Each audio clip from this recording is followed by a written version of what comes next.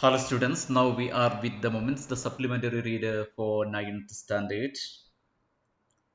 Second chapter, The Adventures of Toto, written by Ruskin Bond. He is one of the Indian authors of British origin, British descent. Now he is in Kasauli, India. He was born in 19th May 1934. He is one of the icons among the Indian writers and he is famous for children's books. And he is one of the top novelists. He wrote his first novel when he was 17 years old, titled as The Room on the Roof. He has written over 500 short stories and varying essays and poems. In 1992, he was awarded Sahitya Akademi Award for his famous work Our Trees Still Grow in Dehra. In 1999, Ruskin Bond grabbed Padma Shri Award, and his contribution for children's literature is immense. Now we can move to one of the stories written by Ruskin Bond titled as The Adventures of Toto. Here is a question at the beginning of the story. Have you ever had a baby monkey as a pet? As a chimpanzee shares 95% of human beings' DNA. But we think no one will be ready to breed and bring a chimpanzee as a pet. Here Toto is a baby monkey. Now we are going to find out whether he is mischievous or docile or not mischievous or interesting character. At the beginning we can see one grandfather. Grandfather bought Toto from a Tonka driver for the sum of 5 rupees. The Tonka driver used to keep the little red monkey tied to a feeding trough. And the monkey looked so out of place there that grandfather decided he would add the little fellow to his private zoo. Here we can see this is a humorous and adventurous story of a naughty monkey named Toto. The writer's grandfather bought the monkey from a Tonka driver. Here you can see image of Tonka driver, a carriage driven by horses. The pranks played by the mischiefs played by Toto have been narrated in an interesting way and make the story a must read for us. At the beginning, we can see here a feeding trough. This is the feeding trough, and he was tied there. The monkey, Toto, was tied near the water trough or feeding trough. In the first paragraph, grandfather purchased a monkey named Toto from a Tonka driver, as I told you, by paying 5 rupees only during old time, maybe too much expensive during that time. And he tied the little red colored monkey to a feeding trough. And he had a desire, grandfather had a desire to add him to the collection of animals. He had many other animals also. So he wanted to add this Toto to his collection, which he had in his own zoo at home. In the next paragraph, you can see, you can read that while you are reading, while you are going reading, you can understand that. There we get the description of Toto. What about his eyes? Bright eyes, sparkling eyes, and shiny eyes which were full of mischief. Naughty character. And the eyebrows itself were deeply set on his face. Here in this picture also you can see that. What about his teeth? His teeth were like pearls, shining. Even though we are using more toothpaste, our teeth may not be like pearls. Many ladies belonging to the Anglo-Indian community. Anglo-Indian means a person relating to both Britain and India. They were frightened when they saw his teeth which were displayed when he smiled. They were frightened. And what about his hands? His hands were dry and wrinkled as if they had been dried in the sun like pickled vegetables. And he had a long tail. The tail was an extra hand or third hand, as the narrator tells. The tail added to the good looks of an animal. If there is no tail, there is no beauty to an animal, according to the narrator. And it was considered as a third hand. That third hand helped him hang from the branch, as you see in this picture of a tree, and he could use many things to lift the objects that he could not move with his hands. This is the description of the Toto of our monkey. There you can see one word scooping. Scooping here means lifting up things. As we see in the third paragraph, there is another character, grandmother. She was always first with when grandfather brought home some new birds or animals. First means showing unnecessary concern against something. And when the grandfather brought a new monkey, definitely she would be fussing against. Because grandmother was against the grandfather's attitude of bringing new pets. And he was fond of bringing pets, birds and animals.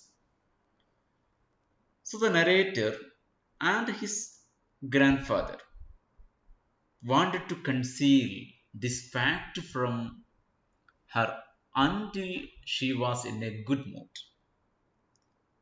When she is in a good mood, they can reveal it. At that time only, that means when she was in a good mood, they would disclose this to her. And they hid our Toto in a little cupboard adjacent to the writer's room, in the writer's room, near the writer's room. In order to be sure that Toto did not escape, the Toto did not run away, both of them tied Toto to a hook, a peg. Peg was there, a hook in the wall, and they were in a comfortable zone. In the next paragraph, you can see some words ornamental, decorative. That room was decorative, ornamental paper was there, chosen by grandfather. That adjacent room or cupboard had been covered with some ornamental paper and decorative paper. And what happened? Another word naked, uncovered. First it was covered, now uncovered. Wrenched, broke down, everything. Socket, attachment there. Shreds, cut into thin slices. There you can see the narrator's blazer had been cut into thin slices, shreds. There the narrator tells that the writer and his grandfather went to Toto after a few hours because he should not be tied for a long time. The sight was shocking. What was the reason? Toto had torn the decorative wallpaper, ornamental papers. He had torn because he's always mischievous. He had broken the hook also and had escaped from his binding. He was trying to escape. Also, he had torn the writer's blazer into thin pieces. And at the end, you can see which had been hanging there was in shreds. I wondered what grandmother would say. But grandfather didn't worry. He seemed pleased with Toto's performance. Grandfather's attitude was entirely different from that of grandmother. Page number In page number 8 we can see the grandfather says, "He's clever. Given time, I am sure he could have tied yet the torn pieces of your blazer into a rope and made his escape from the window." Here the grandfather was quite delighted, quite pleased, quite happy to see Toto's adventure, mischief. He felt that Toto was very clever, very intelligent. He said that if they would have given him more time, he would have tied the thin pieces of the writer's torn blazer into a rope. He would make it a rope and would have escaped out of the window or out of the cupboard near the narrator's room. Later, the case was entirely different from what grandfather had thought. So Toto, his favorite pet, was shifted to the servant quarter. What about the servant quarter? There were many companions. You can see in your textbook companions. A tortoise was there, as you see in the picture. A monkey, ants, a squirrel, and narrator's own pet. It was there. He was put in a cage. He would live with the other pets in grandfather's zoo. The zoo comprised of a tortoise, a pair of rabbits, a squirrel, and the writer's pet goat. Toto was very mischievous. Do you think he will be very much pacifying with these companions? Never. He was too much mischievous. He did not give any time of rest to these companions.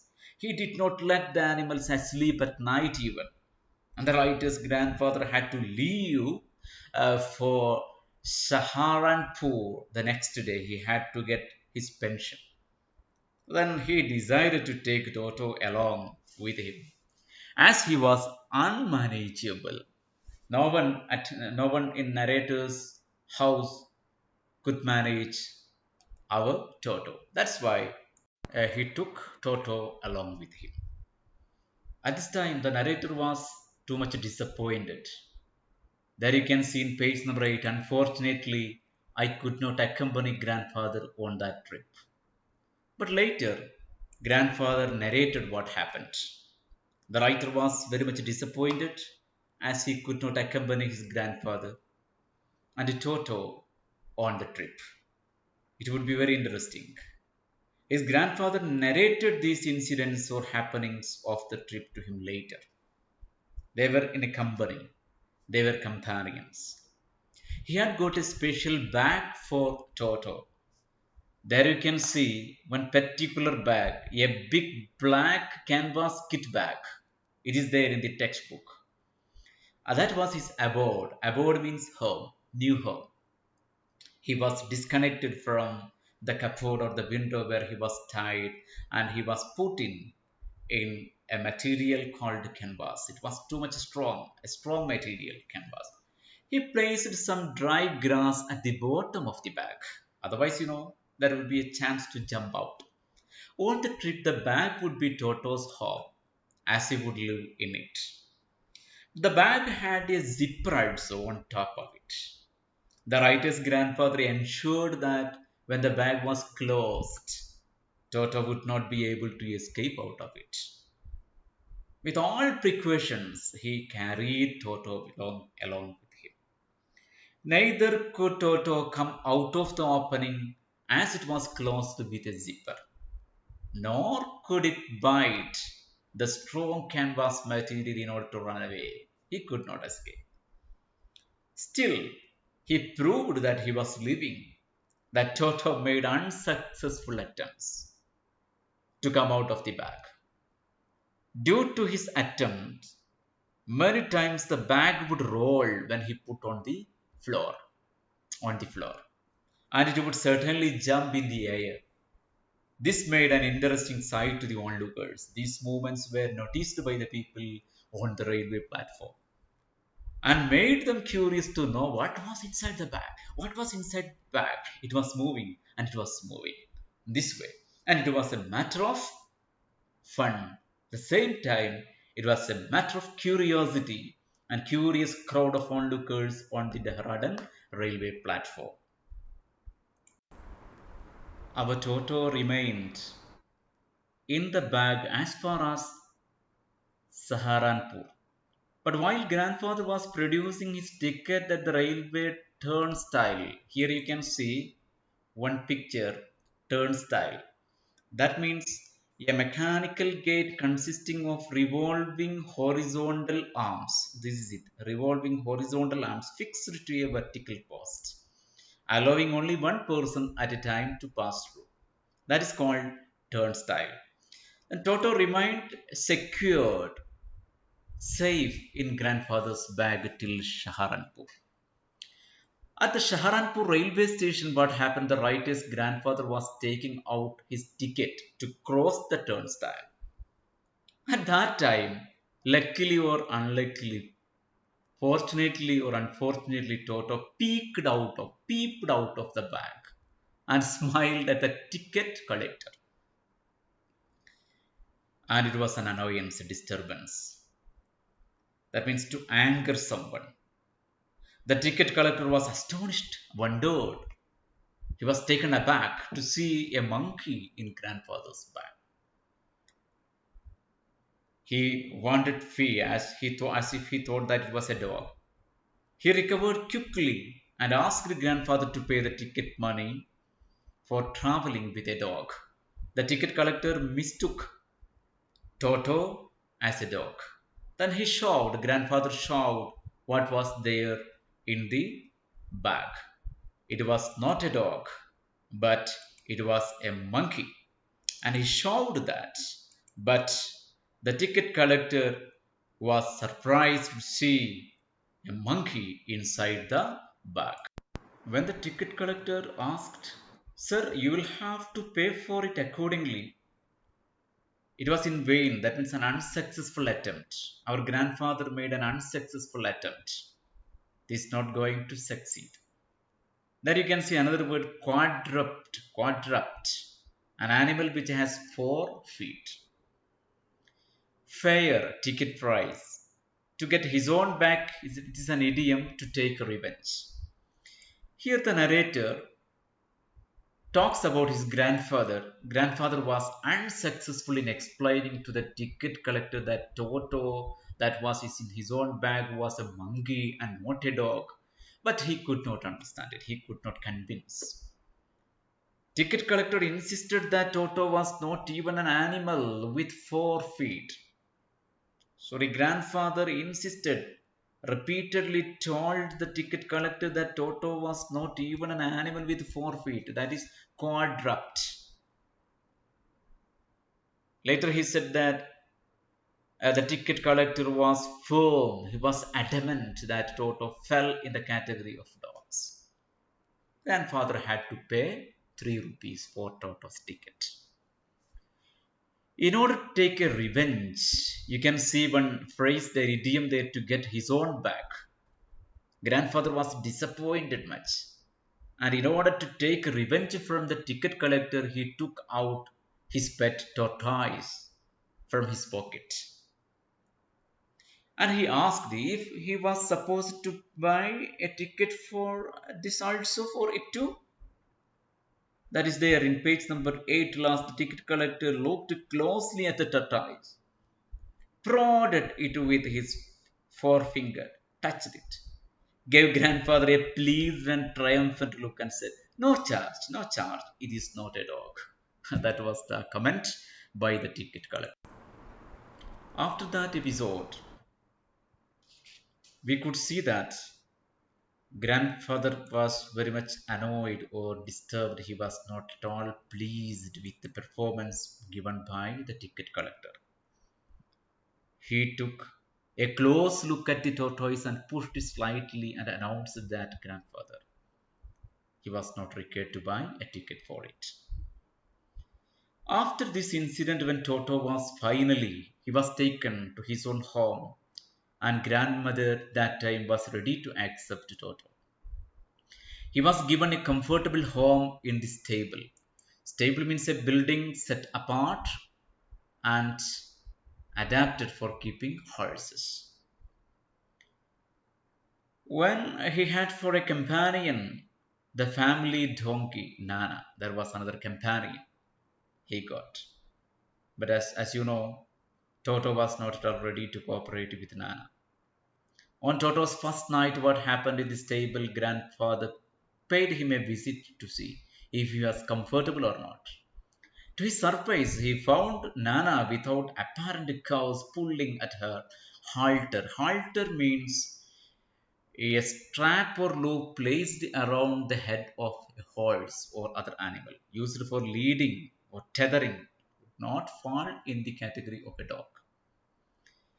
Here we could see that the writer's grandmother finally came to know of Toto's presence in the house. She allotted him a particular place or space in the stable along with the family of donkey Nana. On the first night in the stable, grandfather visited Toto. That time, grandfather found Nana restless. She did not get any rest, pulling its rope in order to stay away from the new guest, from the heap of hay. Grandfather hit Nana on the back. Hounds. You can see that word here, hounds back. Hit Nana on the back in order to stop it. Nana jumped back with a jerk, trembling, and Toto was dragged along with her. Nana was restless, and Toto did not allow Nana to take rest. That means Toto and Nana never became friends. Friendship was far away from their world. Here is the Nana picture of Nana. Next, we come across two interesting episodes related to Toto. During cold winter evenings was a large bowl of warm water given him by grandmother for his bath. He would cunningly test the temperature with his hand, then gradually step into bath, first one foot, then the other, as he had seen me doing. The narrator had been doing like this until he was into the water up to his back, up to his neck.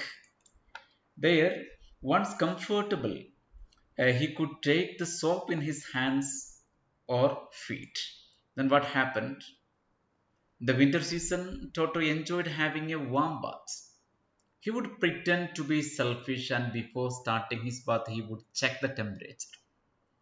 He would copy the writer and step into the tub, one foot at a time. Finally, would sit in the water with his face out of it. Then he would rub himself with soap like we do. When the water became cold, he would run out of it to the stove in the kitchen in order to dry himself. Look, he's intelligent. Toto got annoyed if he was laughed upon. If someone laughs at him, he would be annoyed. He would get hurt. Feeling. He had feeling also. And then refused to take bath. He didn't want to take bath. The writer recollects an incident when Toto had almost boiled himself because he liked warm water. In a large kettle, water was boiling on the stove. And unnoticed by anyone else in the family, he was in the kettle and it was boiling on the stove. During that time, Toto climbed up to the stove and removed the lid from it. First step. He felt that the water was warm enough. He did not notice the underway for him to take a bath. He entered the kettle with his head out of it. And when the water started boiling, it became hot for Toto. He thought of coming out of the kettle, but as the temperature outside was too much cold, he stayed in it. Toto kept on jumping in the kettle for a while. At last, it was when the writer's grandmother arrived that she took the half-boiled monkey. Look, the usage half-boiled monkey out of the kettle. If grandma did not come there on the spot, sometimes our favorable Toto would be boiled. So half boiled only now. Towards the end of the story, there is a drift from the main theme. The narrator speaks that if there is a part of the brain especially devoted to mischief, a particular part of the brain, that part was largely developed in Toto, and he was always tearing things to pieces. Whenever one of my aunts came near him, he made every effort to get hold of her dress and tear a hole in it. The narrator says if there is a part in our brain that governs the capacity or ability to create mischief, then that part in Toto's brain was highly developed, totally developed, as he had great capacity to do mischief. One example, he was always busy doing mischief, not good things, only mischief. Whenever the writer's aunts passed him, he tried to tear their dresses. Another incident, the writer recollects another incident when Toto created a lot of mischief. At lunchtime, a dish of rice was placed on the dining table. When the family reached to eat, what happened? They found Toto eating it. The writer's grandmother screamed at Toto and she became very much angry. And in response, he threw a plate at her. That was another mischief done by our Toto. There, when the aunts tried to catch Toto, after that he threw a glass of water in their face. When the grandfather arrived, lovable grandfather, Toto left the place through a window with a dish of rice along with him. Toto remained out the entire afternoon. He sat on a branch of the jackfruit tree and determined to eat all the rice. It was a special holiday for him and festival. As the grandmother had screamed on him, he wanted to annoy, disturb her further, and so, after eating the rice, he threw the dish. It broke into several pieces. That was another interesting episode in the life of Toto. Our Toto had a special treat called a dish of pulao. You can see in the picture dish of pulao. He was very much pleased with this dish of pulao, but others were very much annoyed with our Toto. At the end of the story, you can see obviously Toto was not the sort of pet we could keep for long. He cannot be considered, he cannot be brought up, breeded and brought up as a pet. Even grandfather realized that. Finally, grandfather also realized and understood that Toto was not suitable to be kept at home. Then they could not afford the frequent losses. They had many losses that Toto gave them. Toto tore clothes, tore curtains, tore decorative wallpapers, and he broke dishes, he broke glasses, many a loss. So the grandfather sold Toto back to the same Tonga driver. Here is the Tonga driver for a sum of 2 rupees. He had it from Tonga driver for 5 rupees. Now he sold this to the same Tonga driver for a sum of 3 rupees. That's a story. Very interesting. I request you to read the story because textual reading is very much important, mandatory. You have to do it at home 2 or 3 times and listen this video lesson and bring your doubts tomorrow in order to clarify in our video lesson. Thank you. Thank you all.